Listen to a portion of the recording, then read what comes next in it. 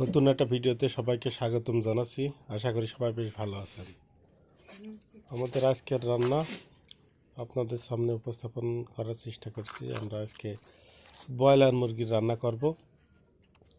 আশা করি পুরো ভিডিওটি জুড়ে আমাদের সাথেই থাকবেন এবং দেখতে থাকবেন।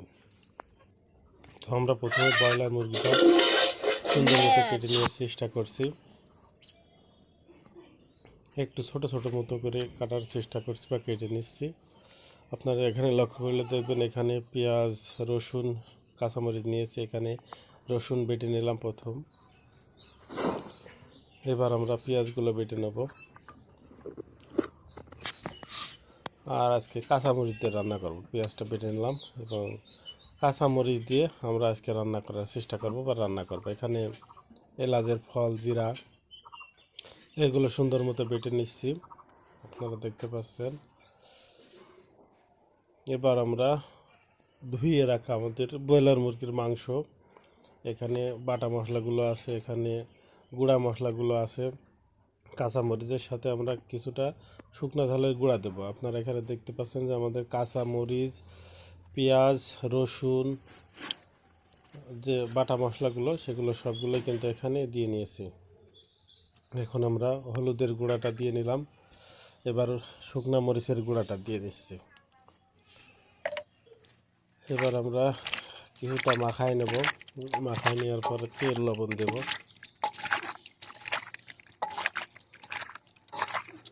আপনারা এখানে দেখতে পাচ্ছেন যে আমরা সুন্দর মতো মাখায় নিচ্ছি।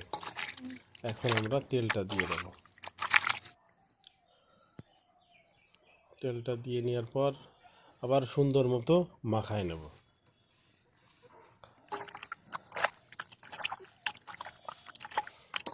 এটা যত সুন্দর মতো মাখায় নেব তত সুন্দর স্বাদ লাগবে, কারণ মশলাটা সব জায়গাতে সুন্দর মতো চলে যাবে। এটাতে কোনো রকম একটু পানি দিয়ে নিয়েছি কষানোর জন্য আর কি। এখন এটা ম্যারিনেশন করা শেষ, ঢেকে রাখবো। ঢেকে রাখার পর আমরা মাটির চুলাতে দিয়ে দিয়েছি। আপনারা এখানে দেখতে পাচ্ছেন যে আমরা এই মাত্র কড়াইটা উপরে উঠাই দিলাম। আমরা প্রথম ঢাকনাটা উঠাবো। আপনারা এখানে দেখতে পাচ্ছেন বেশ সময় জ্বালানোর পর আমরা এখানে ঢাকনাটা উঁচু করেছি। এখানে কাঁচা মরিচ দেওয়ার কারণে কিন্তু একটু সাদা সাদা ভাব আছে মাংসের। তবে স্বাদটা কাঁচা মরিচ দিলে, আপনারা অবশ্যই সবাই জানেন, কাঁচা মরিচ দিলে একটু স্বাদটা বেশি ভালো হয়। তাই আমরা কাঁচা মরিচ দিয়ে নিয়েছি। আমাদের কালারের দরকার না, আমাদের স্বাদের দরকার। আবার আমরা ঢেকে রাখবো এটা। আমরা কয়েকবার ঢাকবো এবং কয়েকবার উঠাবো, তাহলে মাংসটা দ্রুত সিদ্ধ হয়ে যাবে। আর যদি আমরা আগলা করে রাখি তাহলে কিন্তু এই পানিটা দ্রুত উড়ে যাবে, সিদ্ধটা একটু কম কম হবে। তবে আমরা যখন ঢেকে রাখবো তখন সিদ্ধটা একটু বেশি ভালো হবে, যার কারণে কিন্তু আমরা বারবার উঠাচ্ছি আর ঢেকে রাখছি। আর এখানে আপনারা দেখতে পাচ্ছেন যে আমাদের যে পানিটা ছিল সেটা কিন্তু চলে গিয়েছে। এখন যেটা আছে এটা মূলত তেল। এই তেলটা দিয়ে কষানোর সময় মুরগির মাংসগুলোকে ভাজা ভাজা মতো করে নেব, তাহলে কিন্তু স্বাদটা একটু বেশি আসবে। যার কারণে আমরা একটু ভাজা ভাজা মতো করে নেওয়ার চেষ্টা করছি। বেশ সময় ধরে জাল দিচ্ছি, আবার কিছু সময়ের জন্য ঢেকে রাখবো। বেশ কিছু সময় ঢেকে রাখার পর আমরা উঠালাম। আপনারা এখানে দেখতে পাচ্ছেন যে পানি প্রায় শেষ করছে। পানি তো নেই, এখানে তেলের যে ভাবটা সেটা আছে, নিচে লেগে লেগে যাচ্ছে, কিন্তু তেলটা আছে। তেলটা দিয়ে কিন্তু এখন আমরা এই মাংসটা সুন্দর মতো ভেজে নেব।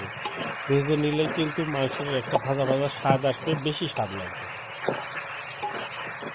যার কারণে আমরা মাংসটা একটু ভেজে নিচ্ছি।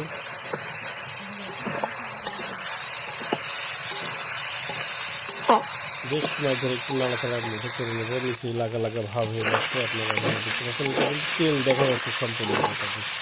নিচে লেগে গেছে, পানি হলে এত সময় লেগে যেত। তেলটা দিয়ে আমরা একটু ভাজা ভাজা মতো করে নিলাম। এখন আমরা পানি দিয়ে দেবো। কষানো শেষ, ভাজা শেষ। এখন আমরা ঝোলের পানিটা দিয়ে নেব। অল্প একটু পানি দেবো, বেশি পানি। আমরা ঝোলের পানিটা দিয়ে নিয়েছি। বেশ কিছুক্ষণ জাল দেওয়ার পর এটা কিন্তু ফুটে গিয়েছে, অর্থাৎ আমাদের রান্না প্রায় শেষ পর্যায়ে। আমরা এখন কিছু পরিমাণ জিরে ভেজে নেব। আপনারা এখানে দেখতে পাচ্ছেন যে আমরা কিছু পরিমাণ জিরে নিয়েছি। এটা বেশ গরম হয়ে গিয়েছে, অল্প কিছুক্ষণের ভিতরে ভাজা হয়ে যাবে জিরেটা। এই জিরে ভাজাটা দিলে মাংসের স্বাদটা একটু ভালো হবে, কারণ ভাজা মাংস যেতে যার মধ্যেই দেবেন সেটাই কিন্তু বেশ মজা লাগবে, বেশ স্বাদ লাগবে। তাই আমরা এটা ভেজে নিচ্ছি ভালো করে। আমাদের ভাজা শেষ হয়ে গেছে, এখন আমরা এটা বেটে নেব। আমরা এখন এই ভাজা জিরাটা সুন্দর মতো গুঁড়ে করে নিচ্ছি এবং এটা মাংসের উপরে ছিটাই দেবো, তাহলে কিন্তু স্বাদটা একটু বেশি আসবে এবং বেশ ভালো লাগবে। আপনারা এখানে দেখতে পাচ্ছেন যে আমাদের মাংস রান্না শেষ, ঝোলটাও বেশ কমে গেছে। এখন আমরা এই বেটে রাখা যে জিরা গুঁড়াটা সেটা উপরে ছিটাই দিচ্ছি। ছিটিয়ে দেওয়ার সাথে সাথে আমাদের রান্না মনে করেন শেষ।